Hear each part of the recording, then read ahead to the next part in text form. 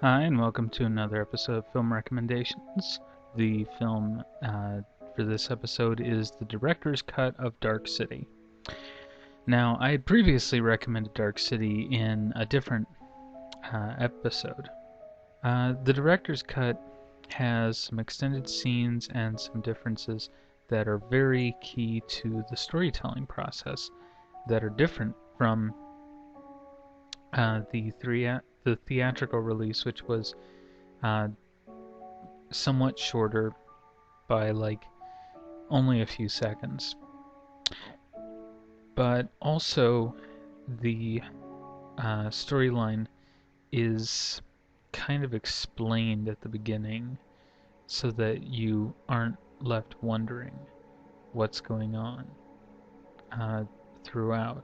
And really, the director's cut falls together a bit more like a Stanley Kubrick film uh, because it was kind of intended to leave you constantly questioning how things came about, what happened, and then the nice part is there still is the exposition there in the storyline, but it comes a bit more naturally. And there are wonderful elements to the storytelling. For instance, instead of getting the immediate narration at the beginning saying the strangers abducted us or whatever, you simply pan down onto Kiefer Sutherland's character,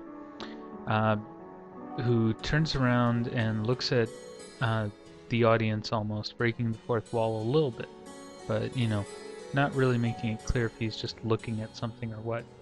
And then he turns around as if to say, "Come with me, and I'll show you. I'll show you our story," because he is kind of a centerpiece. The story revolves around four main characters, four main human characters anyway. One played by Jennifer Connelly, who really plays a smaller part in this, but her role is, I wouldn't say powerless so much as just not as in control of things. But she is what helps Rufus Sewell's character, John Murdoch, overcome a lot of the opposition he meets up from the strangers, who are these pale, bald, tall men in long black coats who have mysterious powers and carry around, knives that are very scary looking. And mind you, this film came out in about 1998, so that was about the scariest thing we could imagine, was kind of a Hellraiser meets Nosferatu kind of figure. So what you end up with is an incredibly creepy film with a lot of film noir touches, and suspense and mystery, and a little bit of sci-fi. And it kind of touches on the same points as Equilibrium, which, if you watch the Christian Bale special, you'll remember is about a world without emotions, where they're trying to purge emotions. In Dark City, spoiler alert, the strangers come from a race of beings who have a communal consciousness, and they no longer have emotions as a result, because all of their memories are shared. Instead of each of them having different feelings, they all have the same feelings, which has resulted in them not having any feelings at all, because it all kind of just evens out. So they're experimenting with human beings by giving them different kinds of memories throughout their lives every period or so, and seeing what happens with the human population in this city that they constructed. And they're constantly experimenting with all these different little um, dramas within the city. You know, people who don't matter suddenly become well-to-do, and people who are living one life one day suddenly become different people the next. And the whole idea is that it's basically an experiment to try and figure out um, what makes humans able to function and have emotions and have that individuality that the aliens don't. And, there are a lot of wonderful twists and turns along the way. You'll find out more as you as you watch the movie. Either cut is actually really good.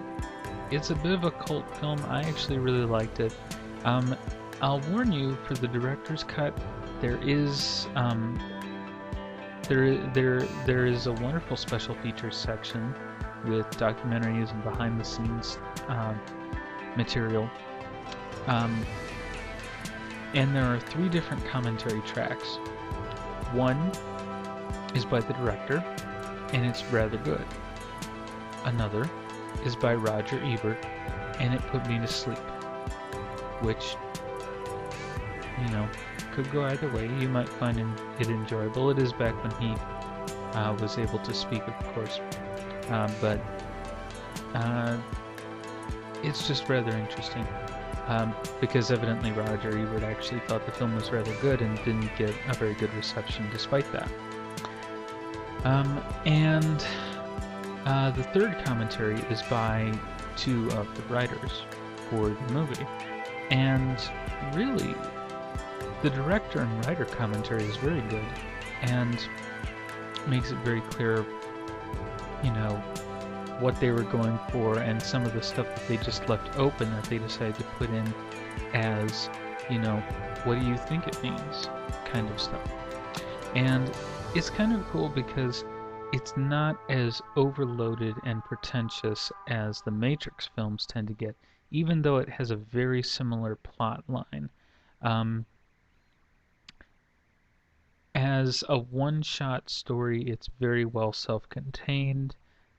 You don't end up with as much of the problem.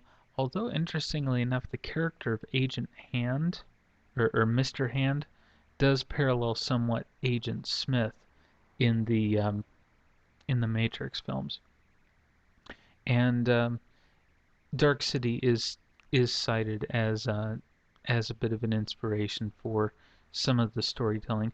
And in fact, if you look, many of the sets from the Matrix were actually taken from Dark City, according to stuff I've heard and read on the web. Personally, I think that it's one of the reasons why the first Matrix film looked so good, was because the sets for Dark City were simply excellently done, and really quite impeccable. You look and it's hard to find a thing that doesn't somehow look right.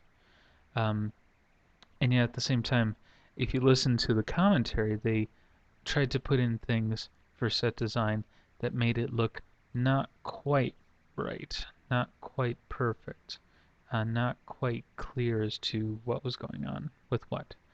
Some things just weren't quite in place correctly. So I thought that that was an interesting point to the whole production story of Dark City. As a film, I think it holds up better than a lot of other films that came out about the same time, and other ones that have come out since, in the kind of sci-fi horror genre. Generally, it's hard to enjoy a lot of sci-fi horror because so much of it falls into this weird category um, where it's mostly for gore or they mostly want to do shock effects and they don't really want to give you an interesting storyline that tells you a bit about the human condition or tells you anything interesting about the characters. Um, so, yeah, um, obviously, I highly recommend Dark City, and the director's cut is just an excellent version, and I think you'll really enjoy it. So that's all for this episode of Film Recommendations. Bye bye.